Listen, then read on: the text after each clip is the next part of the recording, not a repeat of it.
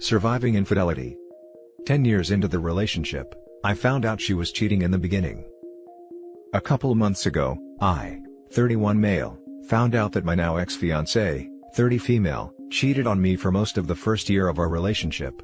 We've been together 10 years now. We weren't very serious at that time, but we had agreed to be exclusive. It was with her old buddy, who she hadn't seen in almost 2 years at that point. He was her high school crush, and while she didn't lose her first time to him, he lost his to her, and he was really her first actual anything. She hadn't seen him in almost 2 years, but apparently, he had been texting her to hang out for months, and she kept saying no, that she was with me, until she eventually gave in. Apparently, he had gotten much better at X, and that ended up being a thing a couple times a month for about 7 months. She only stopped seeing him because she got an STD. I almost always wore protection back then, so I, luckily, never caught it. She said it was because he was more attractive than me, and that she enjoyed the action with him more. He would choke her, and be really rough. The deed was usually in his car at a parking lot somewhere, so it was more exciting, the interesting things he came up with. She also did a lot more intimately with him. In the past, when I would try talking to her about experimenting and spicing things up, she would shut down and refuse to talk to me, or admit there was anything wrong with our intimate life. She'd always say how amazing I was in bed, and that the intimacy was great as is. She would say that there's no point in giving me a handy, because I can get hard from playing with her, and that BJs were selfish, because she doesn't get anything out of it. I told her foreplay is a two-way street, and I loved going down on her and slash or finger her, so she should reciprocate. When I would attempt to just take her and try new positions, or be rough, she would get noticeably uncomfortable, that I went off script doing something besides missionary. Our intimate life was very boring, and almost always missionary for the first 2 to 3 years, despite my efforts. Then one week, like a switch was flipped, it became more interesting and she started to open up. Though, she wouldn't really touch me or initiate it, until about 2 years ago when she had something of an actual awakening. Our bedroom life has been amazing since, and other than pretty typical ups and downs, our overall relationship has been very good. I found out about everything back in mid-October after a drunken slip of the tongue. I was optimistic at first that we could work things out, and I could get over it. I told her that she just needed to be open and honest with me, and just tell me the full truth. But she started drip-feeding me information, telling more lies and half-truths, as well as trying to make excuses, shift the blame, and downplay her actions. After a week, I had her go stay with her brother. Things kept getting worse, and I broke up with her around Thanksgiving. We both started going to therapy, and barely spoke most of December. Now she wants to try couples therapy, to fix the relationship. When we were talking the other night, she said that she didn't feel guilty or regret sleeping with the other guy, until we broke up. That since it was a casual relationship, and I was open about not being interested in anything serious, she didn't view it as cheating. But now, she understands how hurtful and selfish her actions were, and that she should have been honest with me. She has since said that she did regret sleeping with him, but had just forced herself to not think about it for so long, that she forgot how guilty she felt. I have a hard time believing her. I don't really trust anything she says. It feels like she's just terrified of being alone, and just trying to string me along to get things back to normal.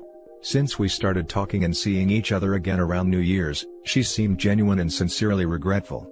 She's making much more of an effort to work on herself and do more things for me. But, I don't really want to give her the benefit of the doubt that this effort will stick, because it's so hard to trust her. I think I would be okay if the relationship ends, but I also don't want to walk away from a 10-year relationship still in love with her. I was so excited to be married and ready to spend the rest of my life with her. Edit, she caught the STD early and it's been long gone.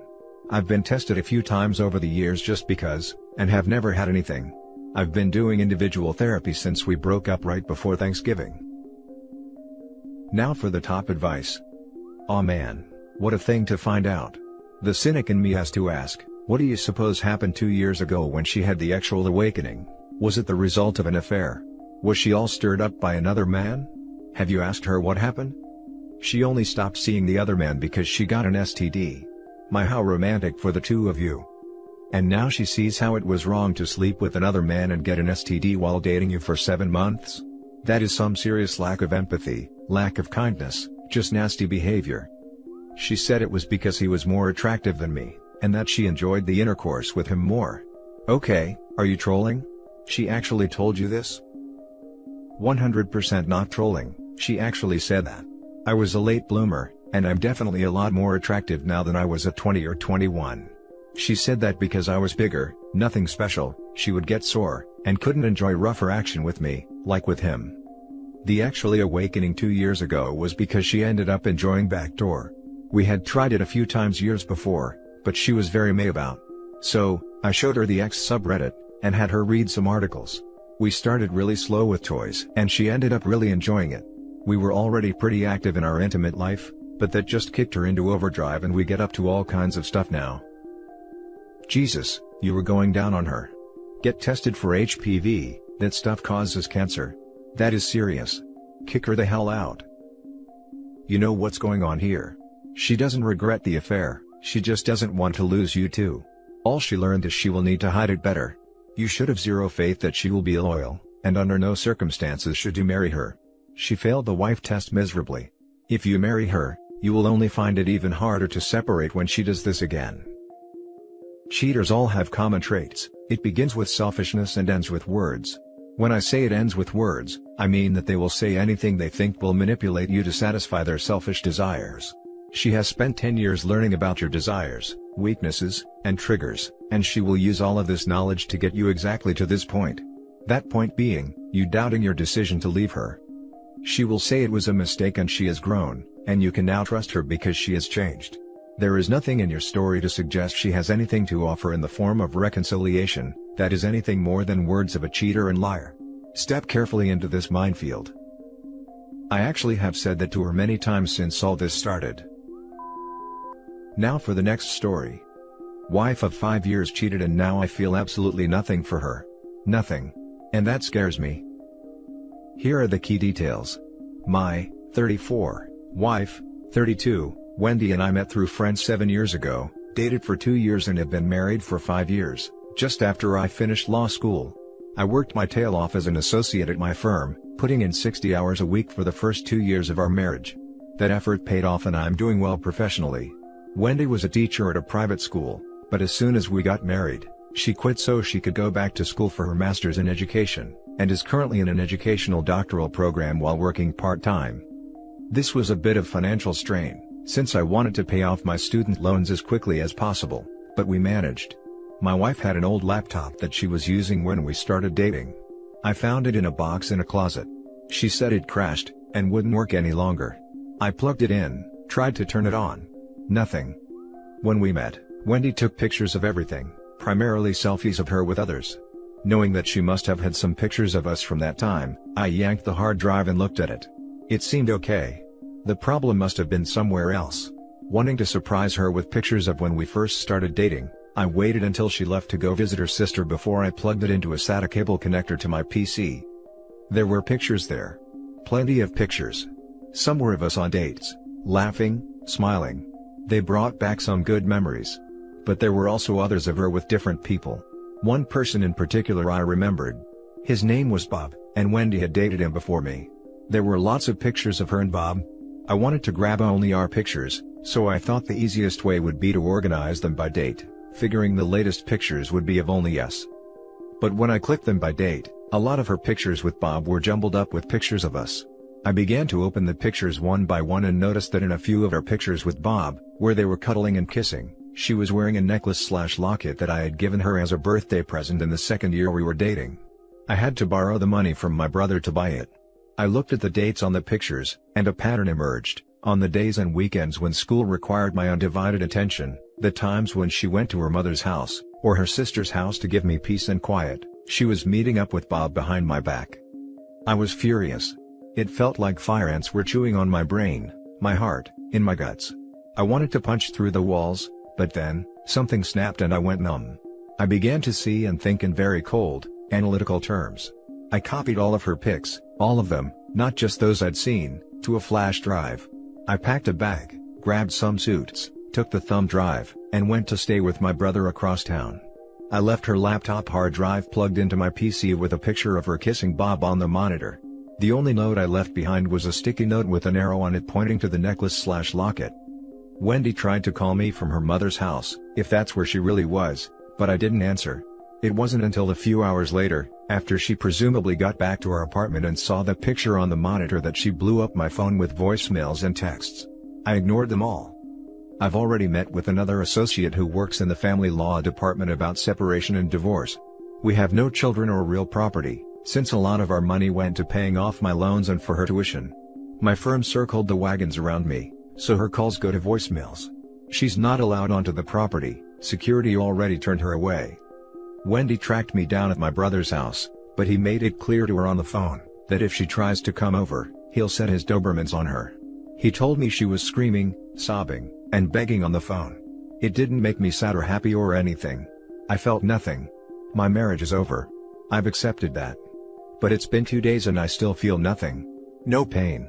No anger. Nothing. How is it possible that I have no more feelings for her, no desire to ever see her again, no desire to reconcile? Now that I'm alone with my thoughts, feeling this nothing for her scares me. Is this going to last? Am I still in shock? Am I permanently broken? The upside is that I've never seen clear resolutions in my cases. Now for the top advice. I am sorry, man, this happened to you. A good thing is that you found out before any children involved. I am not going to lie, man, I would do the same thing and never look back.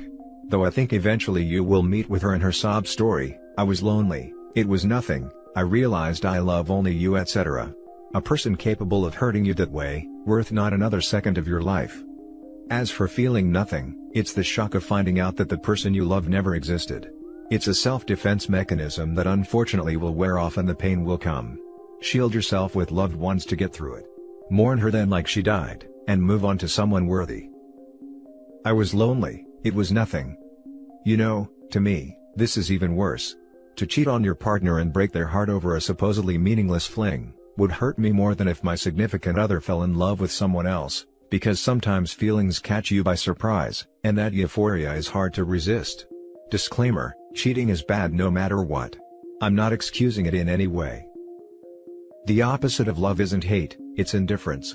As a fellow lawyer, I understand how hard the work-life balance can be. At least you should be able to make a clean break and move on. The lack of hate or anger isn't necessarily a bad sign for you or your future relationships, just your current marriage. All the best. The opposite of love isn't hate, it's indifference. The truth. Just stop caring about them. Hate shows that you have them on your mind. But indifference makes their existence blur away. It's only been 2 days. Maybe you are still in shock? Best advice at this point would be individual counseling. Good luck. This, but also having experienced something similar myself, a lot of our ideals about who our partner is as a person, shapes our feelings for them. When you find out something that completely shatters that ideal, it's like the person you love stops existing, never existed, and the person left in front of you is a total stranger. It's been 6 years since my 9-year relationship ended, and I still have not cried over it. There was a small window where I missed them about 8 months out, but it was only because dating was an emotional pain in the neck and I missed the stability, and the distance started to rebuild some of those false ideals. Luckily, I did not entertain that rabbit hole, and my life is so much happier than I ever was before with that partner. Now for the last story. Pregnant wife cheated. My wife and I have been married 3 years, and have a 2-year-old son, with a very recent pregnancy, 10 weeks, for our next baby. We both work from home, and have been locked down for the past year almost, so living and seeing each other every day, none of which I am complaining about. I actually love being with the family. There are other stressors in my life though. I have low self-esteem, I stress about money, I stress about my extended family's health, I stress about my job. But I try not to let any of this affect my family life, at least with my son. My wife is fully aware of the stress I feel though. I have expressed I am stressed enough times, and I accept most of it cannot be changed at this time, COVID. My wife and I are open with each other on everything, at least I thought, and we both have our faces registered for unlocking on each other's phones, Face ID. I had full trust in her and never once doubted anything she was doing on her phone, no matter the hour or even lack of response while she was on social media. I let her have it, because I fully trusted her. Cut to last week, and I was just bringing her phone to her from another room. The phone was lying down flat, and I turned the screen to face me like I generally do, expecting to see her home screen pic of our son. Instead it opened to her photo gallery, and I found some barely clothed pics, and one incriminating one of her lying down and slightly pulling her underwear. I didn't want to believe what I was seeing and handed her the phone. But it was killing me, and I had to confront her, to ask what those pics were. This is where the lies start. Her first response was to just say, "I want to feel good about myself before I get the bump from pregnancy." I called BS on that, and said you don't take pics in those poses for that. She confessed that she was sending them to someone, but that's all it led to. I didn't want to know who or how it happened. I was coming to just process everything. I chose to ignore it for that day, mostly because I was in shock, and also had to take care of our toddler. I was distant the whole day, not wanting to be with her. I wanted space. I browsed Reddit, Quora, any forum for info or advice that night. I had no one to talk to, and nowhere to go in lockdown. I barely slept, and the next day I demanded to know who it was. Turns out it was a guy from work, and they had been using their work team's chat to communicate. I asked her how far it went, and she said just the pictures, nothing more. I suspected more BS, and then asked to see the chats on Teams, and on Instagram. She was hesitant. She didn't want to show me in fear of not wanting to hurt me. Yay, I know, should have called it. I was getting more upset, but wanted to give her the benefit of doubt, but I told her I cannot continue until I see the messages. She gave more excuses of not wanting to hurt me, but I was beginning to see a pattern. The next day was a work day, and because we share an office in our house, I could see a few times she was furiously typing away on a Teams chat. No guesses who it was. I confronted her after work, and she still did not want to show the messages. I gave up. I told her I need to see this, otherwise we are separating. She came to me the following day and confessed that she lied. They did meet twice, and the last time was a week earlier when all they did was kiss. I got incensed. How could she? I knew they didn't just kiss, and compounded with all the trickle truths, it was even crazier to think I'd believe that. I demanded then and there to show me the chats. I knew she had deleted the messages on Instagram, and the slimy affair partner was trying to purge his chat messages. The sheer volume of messages was telling. I was reading messages for a whole 2 hours, going back 3 months. It started off flirty, then crossed a line, becoming actually charged, even expressing how they would screw each other. She was pining for him on the chats, and what was the worst was that, they both stated what they were doing was wrong, but continued with it. Now, we're in lockdown here, so can't really go out, except for groceries etc., yet these two decided their escapade was worthy enough to forego the lockdown, and our marriage. We've been fighting every day since. I don't think she's remorseful, even though she says she is. She is becoming headstrong, suggesting that she also has her feelings, and that she doesn't have to live like this. By this, I mean me looking through her phone now, not trusting her. She blames the affair on me not being intimate with her, not giving her the attention she needs. I tell her she has broken me, and thrown away our marriage, but she wants me to just get through it so we can mend the relationship. Writing this down, it feels like I am being a chump and taking all this. Maybe I am just weak, but I am scared of how our children will be as I love them so much. We have marriage counseling in 2 days. I am bracing myself for the criticism from her, and if she uses that as an excuse for what she did. I need some guidance on what to do. Should we separate? I am afraid I am not that financially stable to endure it, and we have a baby going to be born soon. How can I build trust when she's gaslighting? Sorry if this is long, I have no other outlet for my grief. Now for the top advice. I'd hope the child is yours, because it just seems to close for comfort. Once all trust is lost, you need to move on, sorry. Or, start the arduous journey of reconciliation. However, your wayward wife has to feel remorse in order for reconciliation. 1. Get STD tested. 2. Scrap couples counseling. Get individual counseling. 3. Read the book, No More Mr. Nice Guy. 4. Get DNA test done on your kid. If possible, for current pregnancy also. 5. Tell her you need to separate right now. 6. Read article on doing 180 and surviving infidelity.com. 7. Don't leave the house. 8. Keep the evidence as your insurance. 9. Tell her you are going to talk to a lawyer and do it. These are the steps you should start with. And remember, you can stop a divorce if you think she is remorseful enough to be taken back. Right now, she is blaming you for her affair, which is blame shifting.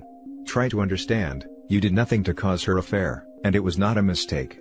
She willingly scripted and executed the affair process. Good luck. I would just like to add, they both even admitted what they were doing was wrong. There is a non-invasive paternity test that can be done, now that she is over 8 weeks. And I would advise her HR department of the affair, as they were sharing nudes or at least actual messages through team chat. Also, if he is married or in a relationship, his significant other should also be told. Get a DNA test first. 2. One for the unborn baby and another for the already born one. And that's it for this video, guys. If you have thoughts to share, leave a comment below. Don't forget to hit like and subscribe if you like this content. I'll catch you in the next one. Good day, everyone.